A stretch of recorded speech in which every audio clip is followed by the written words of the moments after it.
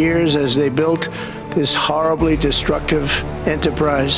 Our objective was to... যুক্তরাষ্ট্রের president Donald Trump Ukraine যুদ্ধ বন্ধে রাশিয়াকে 10 দিনের সময় দিয়েছেন। তিনি বলেছেন ইউক্রেন রাশিয়ার যুদ্ধ বন্ধে এখন থেকে মাত্র 10 দিন বাকি। এর মধ্যে যুদ্ধ থামানো না হলে মস্কোর বিরুদ্ধে শাস্তিমূলক ব্যবস্থা নেওয়া হবে। বার্তা সংস্থা আনাদোলুর এক প্রতিবেদনে বুধবার 30 জুলাই এই তথ্য জানানো হয়।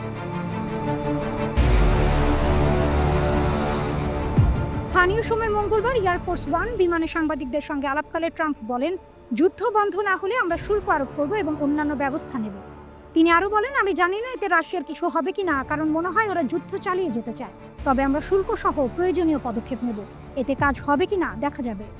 ট্রাম্প জানান, সোমবার তিনি রাশিয়ার ওপর নিষেধাজ্ঞা ও সেকেন্ডারি ট্যারিফ অর্থাৎ রাশিয়ার সঙ্গে ব্যবসা করা তৃতীয় দেশগুলোর ওপরও শুল্ক আরোপের হুমকি দিয়েছেন।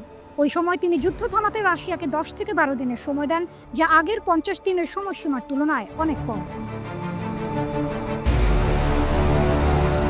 তবে মঙ্গলবার তিনি এই সময়সীমা আরও কমিয়ে 8 অগস্টের মধ্যে যুদ্ধ বন্ধের আহ্বান জানান। এর আগে ট্রাম্প রাশিয়াকে যুদ্ধবিরতির জন্য 50 দিন সময় দিয়েছিলেন, যার মেয়াদ শেষ হওয়ার কথা ছিল সেপ্টেম্বরের শুরুতে। যুক্তরাজ্যের প্রধানমন্ত্রী কিয়ার স্টারমারের সঙ্গে বৈঠকের আগে ট্রাম্প বলেন, তিনি রাশিয়ার প্রেসিডেন্ট ভ্লাদিমির পুতিনের ওপর খুবই হতাশ, কারণ পুতিন হঠাৎ কোনো এক শহরে যেমন কিয়েভে রকেট হামলা চালায় আর এতে বৃদ্ধাশ্রমে থাকা অনেক মানুষ মারা যায়।